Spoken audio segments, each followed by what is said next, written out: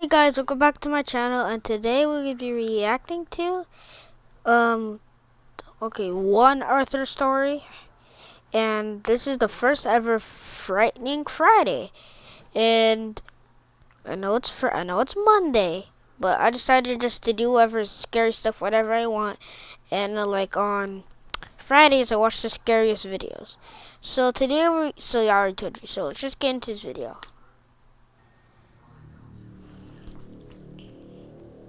Full 1, 2, 3, full screen. It's all hazy now. I can't even trace back how I got here. All I remember was sitting on the rim of this huge purple circle, the top of a pit that went down so far I couldn't even see the bottom. Everything around me was just pure darkness. There was this giant screen, like from a movie theater, but at first, I couldn't even tell it wasn't real.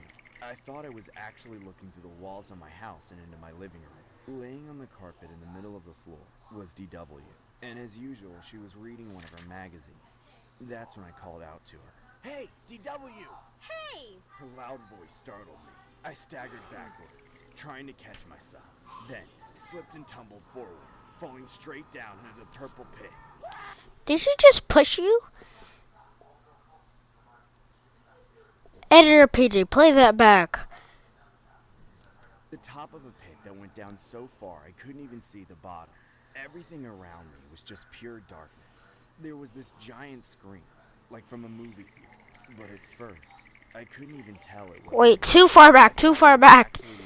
Hey, DW! Hey! Her loud voice startled me. I staggered backwards, trying to catch myself. Yeah, she pushed him. But anyways, continue. Just like the top, and it had 4 walls in my body. There was just a blank space for me. Sometime later, I came to, disoriented, and in excruciating pain all over my body. I had no idea where I was. The space I was in made no sense to me. It was purple, just like the top, and it had 4 walls in a square that rose up to dizzying heights. But other than that, there was nothing else. No windows, no door, no furniture, not even a light. I could only see because there was this eerie glow emanating from the walls. I struggled to my feet, every bone in my body in agony, and hobbled over to the wall, hoping that it was just a sheet or something, that there would be something on the other side. But there wasn't. It was just a solid wall. There wasn't anything for me to climb on either. It was all completely smooth and featureless, like some kind of demented prison. I then tried squeezing myself into the corner and shimmying up the wall. I might have gotten about 6 inches off the ground before I slipped. And no matter how many times I attempted it, I couldn't get any higher than I could by jumping. Every time I failed, the pain in my body grew, and the direness of my situation became increasingly obvious. At a loss, I collapsed and began to cry.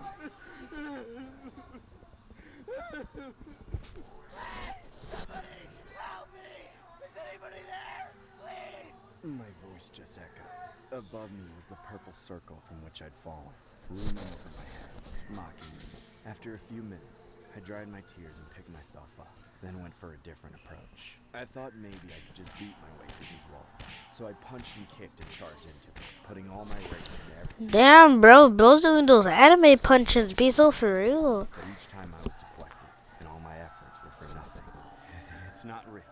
This is just a dream, a nightmare. That's all. None of this is real. I'll wake up soon, and I'll run and hug Mom. Help! Can anybody help me? Arthur? Is that you, Arthur? Hey, who's there? Where are you? Answer the question, you dumb rat! Hey, I'm not a rat! But you are, Arthur, aren't you? What? Who are you? Let me out of here before I call the cops! I want to play a game.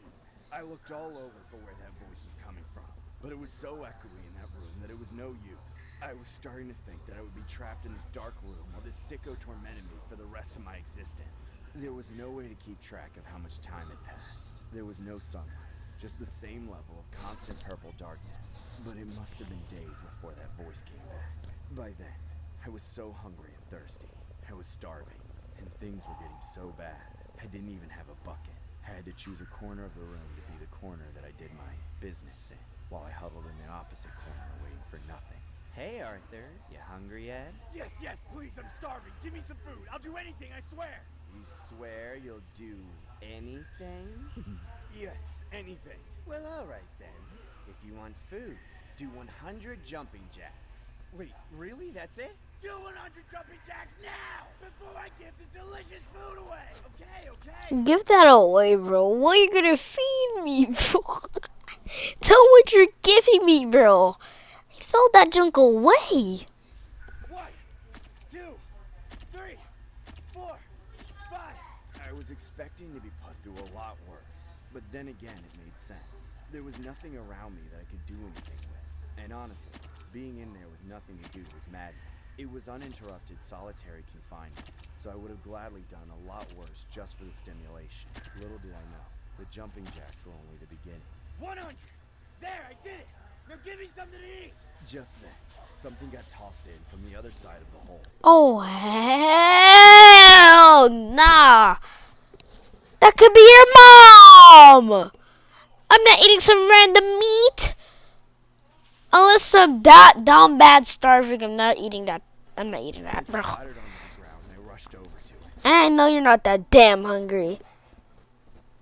It was a hunk of meat still on the bone. Some kind of rare steak, I thought, but I had no idea. It could have been anything. I devoured it regardless and sucked the Exactly.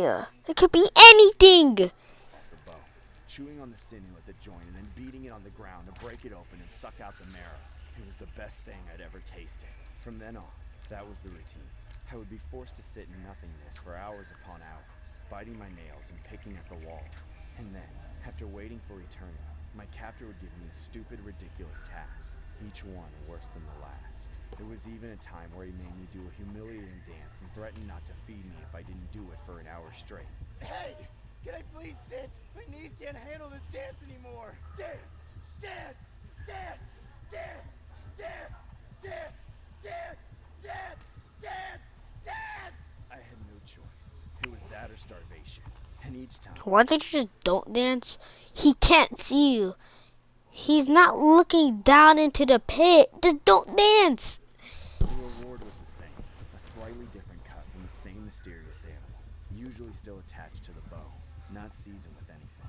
Just strips and chunks of raw flesh. But they were delicious. Of course, I started looking forward to it. Ugh. Hey! How long do I have to keep doing this? When am I gonna get out of here? Maybe after I clean out my freeze. Is that your best friend? And I say, hey, what a wonderful kind of day where you can learn to walk and play and get along with each other. Well, my boy Arthur's cooked. Well, thank you for watching the first ever Frightening Friday, and I hope you enjoyed it, and bye!